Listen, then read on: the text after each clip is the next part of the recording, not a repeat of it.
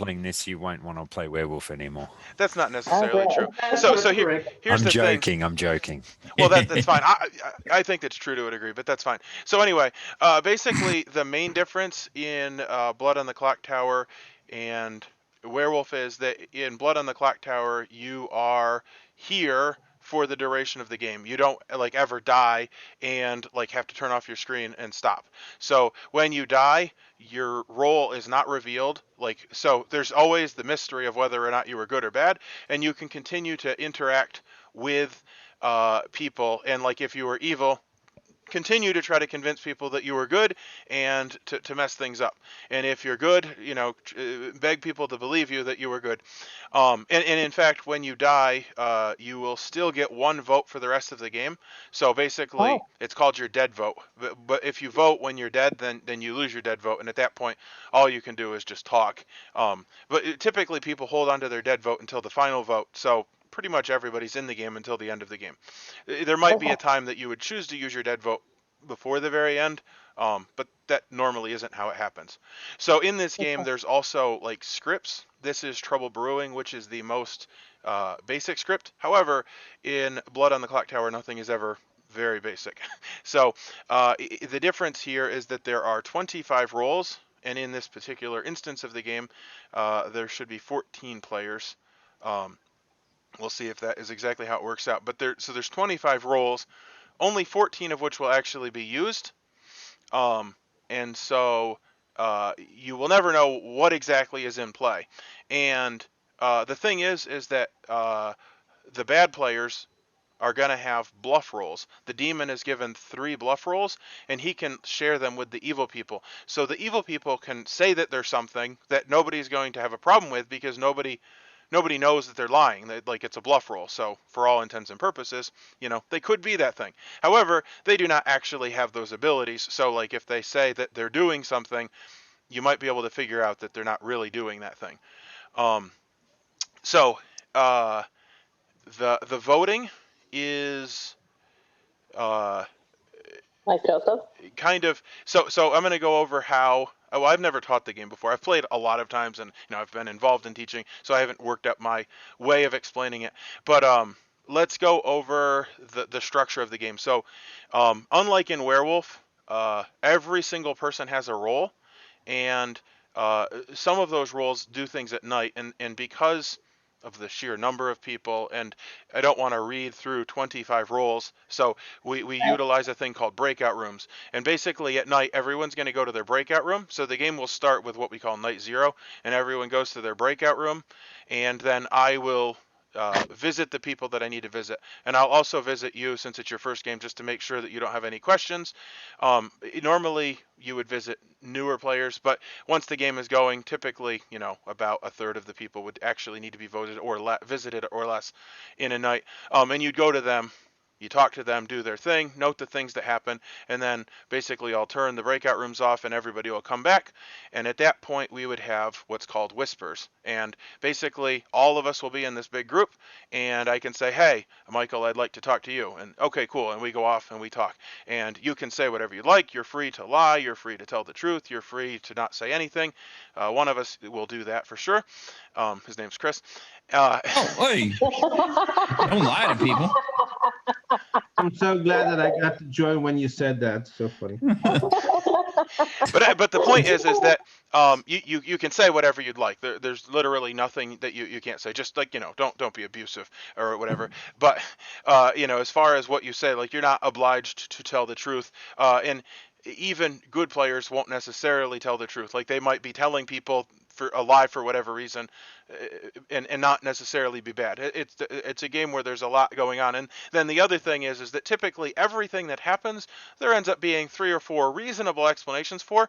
So it ends up being like you might be dead set that this thing is happening, and like 75% through the game you just switch completely, and you're like, okay, I was completely wrong about everything, and maybe you were right at the beginning, and you actually went off on this tangent, and now you're completely lost. And that's just kind of how the game is. So you're going to have the whisper phases, and then we'll close that down at some point. I have a spreadsheet, so basically at the beginning we'll get a little bit more time, and it'll go down, and typically the game will end in about 6 days, and then towards the end you're going to be getting less time. Then we come back to a nomination phase, and the nomination phase is similar to Werewolf in that we're all in a group. However, each player can nominate somebody. That's all that's required for them to be nominated. So, like if I say I nominate Edgar, Edgar now is nominated. I don't need a second. And basically, I can state my case. He states his defense. And then I'm going to ask for pertinent information, and then we call for a vote. And what happens in a vote is basically there's a clock hand that's going to go around. So you'll see this thing that I'm sharing. It will start on, let's say we're voting on Gil. It would start on Matthew, and it would be a second and a half for each vote, and it'll go around. When you vote in this game, you're voting to kill. So you have two choices. You can either not vote, or you can vote. Voting is always to kill. So basically, you're going to click on a button that says vote, and here, I think. Got it. That's okay. I understand. Okay, well, okay, that's fine. So it's going to go around. So unlike in this, the majority is half. So if there are 14 players, 7 is majority. If we get 7 votes, then that person is what's called on the chopping block. So they don't die immediately, and the game continues, and it'll continue until either everybody's been nominated or nobody else wants to nominate anybody. Like, it'll never just end. So if let's say you're on the chopping block and you got 7 votes, and then we vote for Chris, like somebody nominates Chris, and we vote for Chris. If Chris was to get 8 votes, then you would no longer be on the chopping block, and now Chris is on the chopping block. And you continue to go until either, like I said, everybody can nominate somebody, and everybody can be nominated. So in a 14-player game, there could theoretically be 14 nominations. But as people die, obviously that gets shorter and shorter. And typically, you won't run through every last nomination. But sometimes it does happen. Sometimes you have quite a few. But like when it's time to go to bed, I'm just going to basically say 5, 4, 3, 2, if I can actually fingers, 1. So you're going to have the opportunity. Like, it's never going to be that I'm like, the night is over. Like, you'll always have the chance to nominate. So, and then if somebody had a majority, if it, like, say somebody had a majority and we have another vote and we tie for that same majority, that would also cancel out the death, and then nobody would be executed. There will be a maximum of 1 execution. So, like, let's say somebody got 9 votes, and that was the most that anybody got. That would be the execution. I would announce that person was executed. I would put up here, I think you can see my screen. So that's like the little thing saying that person died. Which you'll see that on your computer will help you get logged into that so that you can see all of that.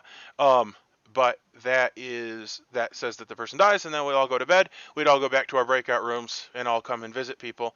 And basically we do that over and over again. So the win condition in this is that the good team is trying to find and kill the demon, and the bad team is trying to get so that there are only 2 players left, one of which is the demon. So basically the evil team just, if good doesn't win, eventually there'll be 2 people left and you'll have 1. So is this game easier for me to play on a double screen? Yes, absolutely. Okay, well then I'm gonna go upstairs. Okay. All right. I will move myself, and I'm gonna end up logging out and right back in, but I'll do that when I get up there. Okay, well, you might want to wait until I'm done explaining. Okay, cool. So I'm going to go over the roles. I'm not going to take a lot of time on the roles, but so I have them up on my screen. So, and I'll have to explain how the Grimoire works, but that's basically like our virtual play space. So it works best to go over the evil characters, and like I said, this is the basic script, so it's simpler. Normally, a component of the game is figuring out who the demon is. In this game, there's only 1 demon. The demon is the imp. Each night, they are going to choose a player. That player dies, and furthermore, they have the ability to kill themselves. If they kill themselves, then one of their minions will become the demon. So if that was to happen, that person would become the demon, and they would stop being whatever they were. And that brings up an interesting thing, which is that the storyteller is an active part of this game. Unlike in Werewolf, where they're just a facilitator, the storyteller in this is making decisions. So who becomes the demon? Well, that's my choice. Like, the demon. So let's say that everybody's starting to suspect that somebody is the demon. they might choose to kill themselves because they know that their days are numbered if they just stay being the demon. And then at that point, I would pick one of the players. Now, typically, what I'm going to do is I'm going to work towards balance. So if I feel that the good team is ahead, then I'll do something that helps the evil team, and vice versa, to kind of keep the game at an interesting situation. Okay, so that's the demon. One thing I didn't explain, but so there's 14 players in this game. These numbers here, this is the number of players. This is, and I don't know if you can see my mouse. The second number with the heart is the number of alive players, and then the third is the number of potential voters. So there's 14 possible votes. That will go down as people die and use their dead votes. Then the line below it is going to show the players in the particular types. The first one is the number of townfolk. The second is the number of outsiders. Outsiders are good people, however, their abilities are not useful. They're typically hindrance to the village, but they want the town to win. They just aren't going to necessarily help that much. The next two sections are the bad people. They're the minions, which are the orange. Those are people that are helping the demon, but they're not the demon. And then finally, there's one demon. So those numbers are the number that are in the game. However, those numbers can be modified by rolls that are in the game, and if that were to happen, you would not be aware that that happened, because you just see the setup, and like basically if we were to add what? Okay. Yeah, if it we doesn't change. I'm sorry? Okay. It doesn't change.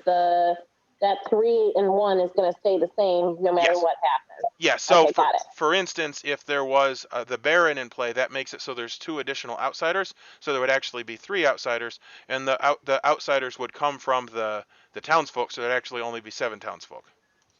Got it. So Okay. I'm going to go back to the rolls. The first one is the Poisoner. The Poisoner, each night, choose a player. They are poisoned tonight and tomorrow day.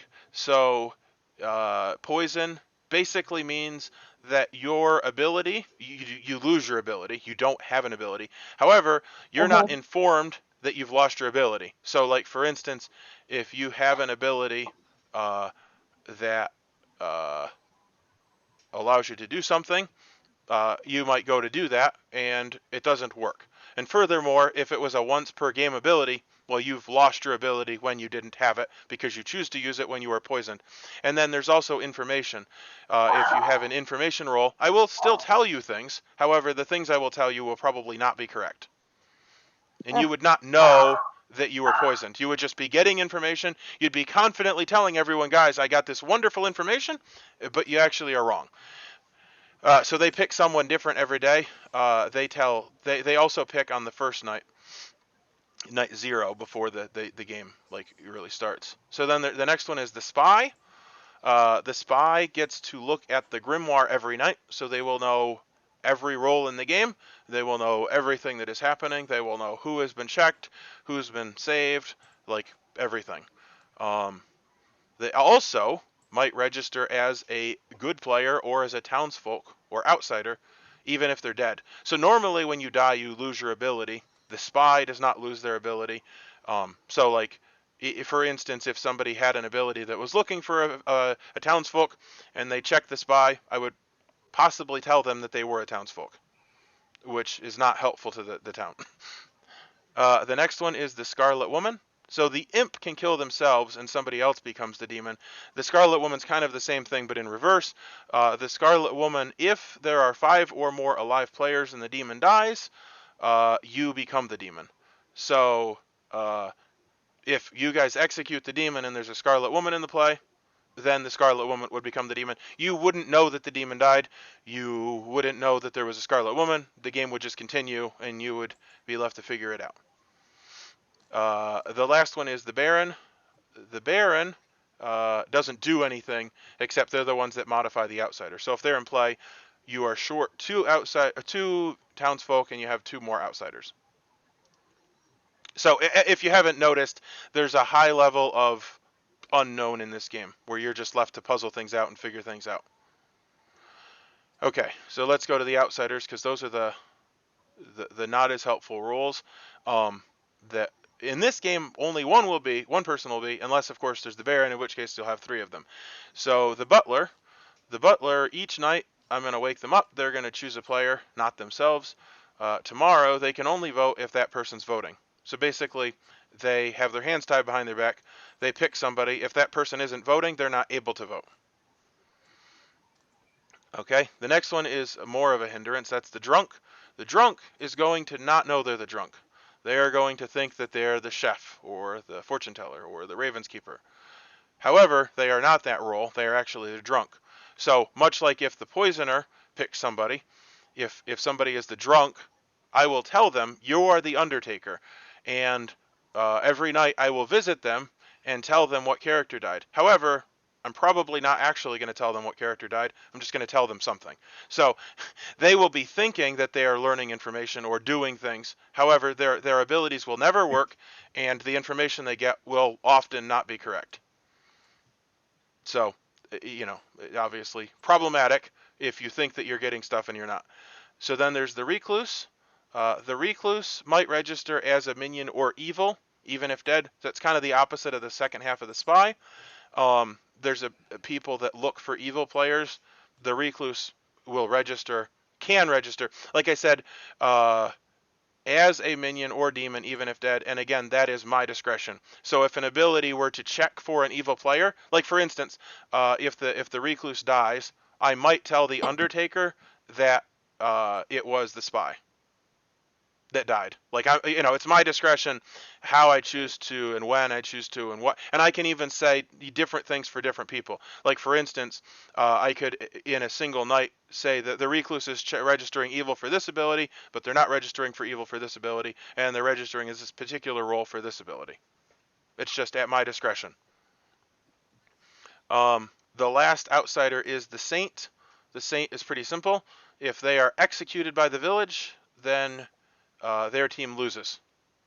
So basically, if you're the saint and you get nominated, you're gonna probably say, "I'm the saint. Don't vote, don't kill me." And if you can't convince people and they kill you, then evil wins. The rest of them are the townsfolk, which are the useful roles. So the first 4 are all the same, well, similar. The first one is the washerwoman. You start knowing one of 2 players is a particular townsfolk.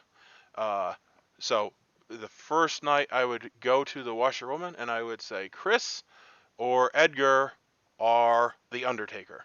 Like, not necessarily the Undertaker, but whatever I would say, that's the form of the information they would get. And what you would know is that one of those 2 people is the Undertaker.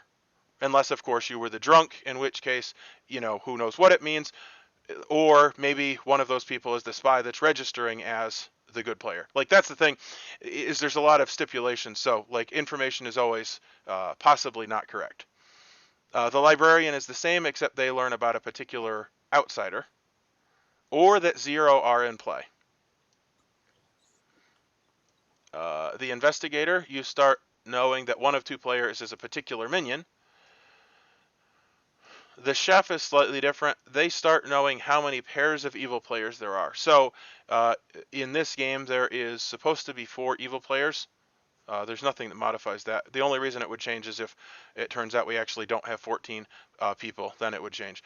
But if 2 evil people are sitting together, that's an evil pair. If 3 people were sitting together, the middle person would count for both sides, and that would be 2 pairs. If all 4 evil people were sitting together, that would be 3 pairs. If 2 evil people were sitting together on one side and 2 evil people were sitting together on the other side, that would also be 2 pairs.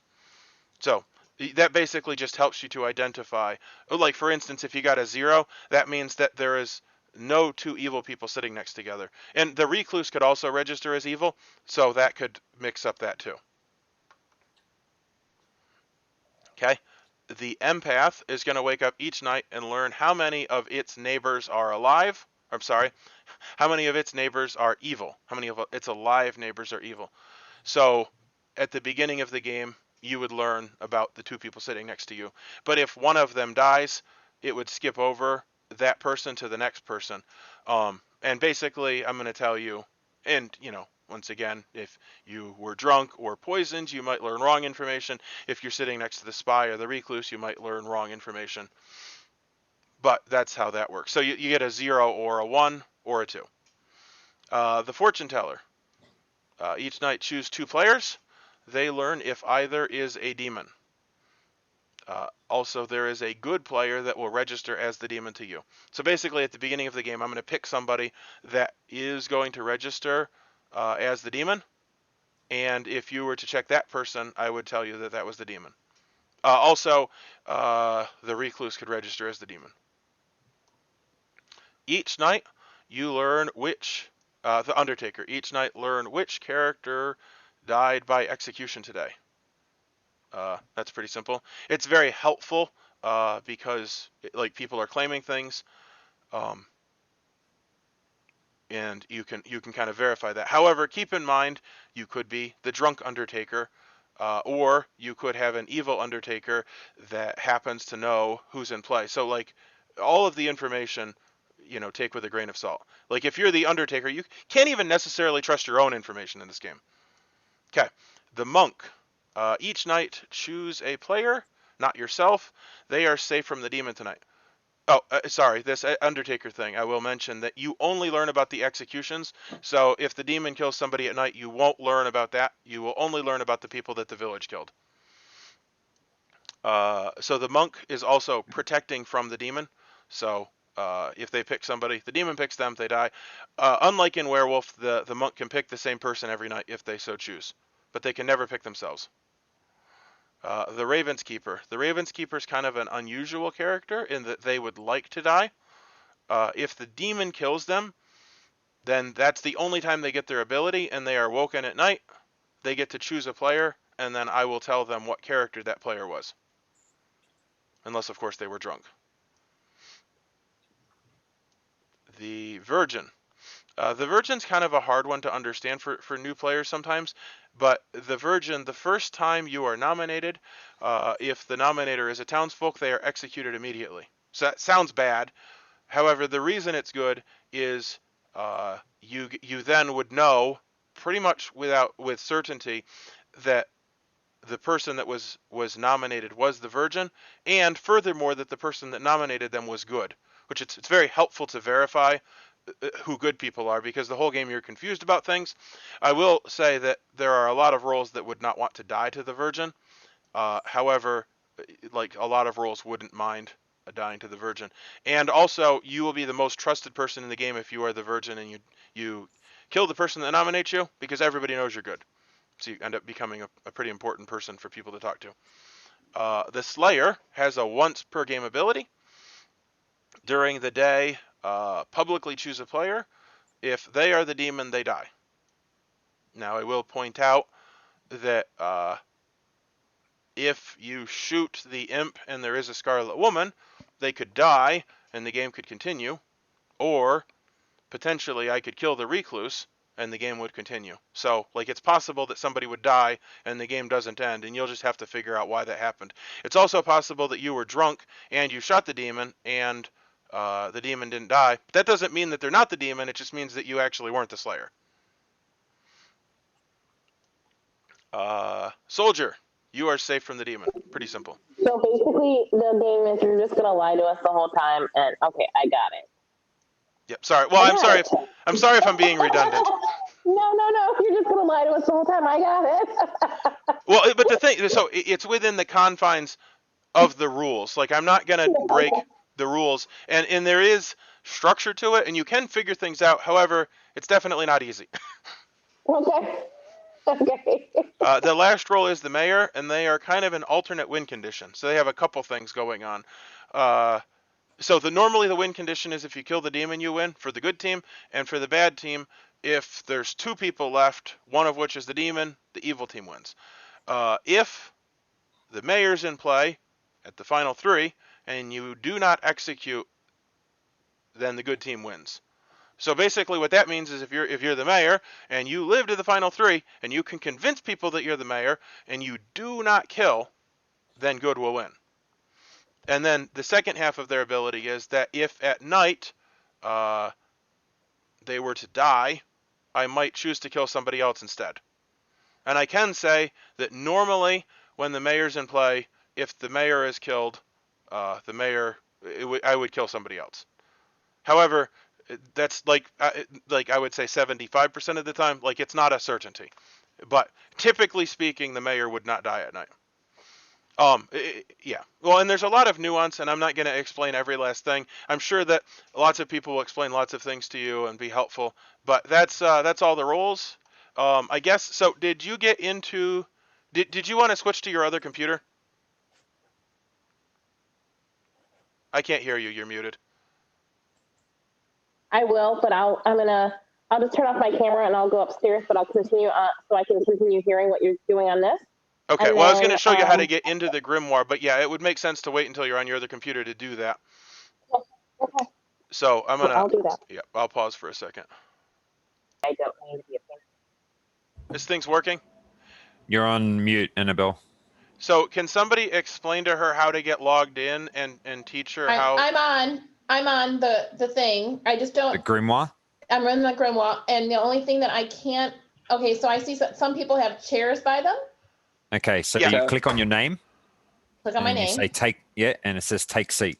Claim my seat. There we go. Oh, Okay. So Guami, would you be able to teach her how to take notes and how to mark things on the Grimoire while I get things set up? Sure. Okay. Guami's gonna go over a couple things with you about that. I can't share screen, but I can. Oh, I can make you a co-host, and then you can. Okay. All right. So there's two sides to the Grimoire. There's a gray side or a tan or yellowish side. Depending on what side you are, you can switch sides by pressing the letter G. Most people use the gray side, and the gray side is where you can take notes. On the gray side, if you click on the gray circle above anybody's name, you can enter what role they are or what role they told you they were. Okay. If you're hovering over somebody's name, you'll see a plus arrow on the center. You can click the plus arrow and you can make small notes. Like you can say if you think they're drunk, whether they're good or evil, but most people use the custom notes. And when you click on the custom notes, a little pop-up will show and you can add any note you want. So like you could say, day one, the chef said 0. Got it. Whatever you want to say. You can type anything you want there. If you have a note already made and you don't want it anymore, just hover over it and you'll see an X and you just click on it and it'll disappear. The other characters in the bottom left, those are where if you are the demon, you can put your bluff rolls down there. Okay. I mean, that's basically it. And he did go over the center, what the center means, right? Or no? Yes, he did. Okay. Yeah. Once you have somebody in there, like if you select like the washwoman, for example. So once somebody's listed as the washwoman, when you click on the plus symbol on the inside, you'll see that washwoman tokens will appear. So you can say, okay, well, the washwoman saw this person as a townsfolk, and this person was the wrong townsfolk. So if you wanted to take extensive notes like that, but Okay, cool. Any questions on that? No, thank you. Cool. One thing I will mention is because of the breakout room situation, like if you ever want to talk to me and ask a question, like that's totally normal, and like don't hesitate to do that. I can like give you a straight answer, like this is how the game functions, because you definitely want to understand the game that you're playing, and if there's something that doesn't make sense and you want not to ask somebody that's possibly likely lying to you, like I will try I will lie to you when it's appropriate, but about how the game functions I will give you straight up. And most of the people here would be, relatively helpful, but I just want to put it out there that it's not at all weird to ask the storyteller questions. I do it all the time.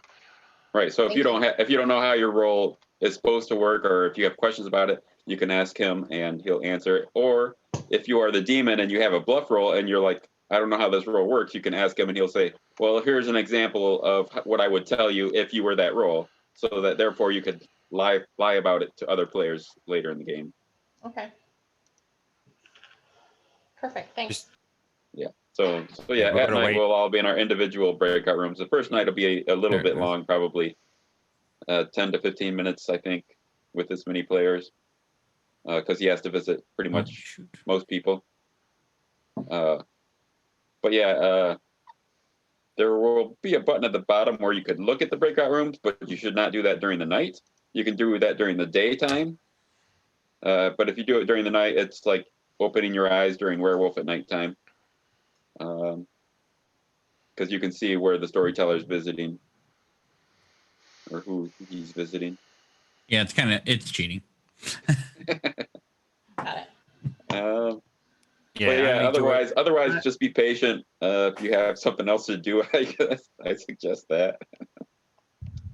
Right, and then the only other thing at Yahoo is you should probably go back to your room before you close the breakout rooms, Okay, I can do that. because it shows you who the last person you visited as well. Not a problem. Thanks for the tips. Yep. All right, so is everyone seated? everyone. Oh yeah, yep. I hope so. Okay, I'm gonna send out the rolls. So if you don't want people to see your reaction, you can you can turn your camera off if you want. Oh. If I can't figure out how to do it. The suspense. I'll probably He's just just don't killing even- me. I don't even look anymore, so Candace can't soul read me. It would. Oh, there it is. I found the button. I found it.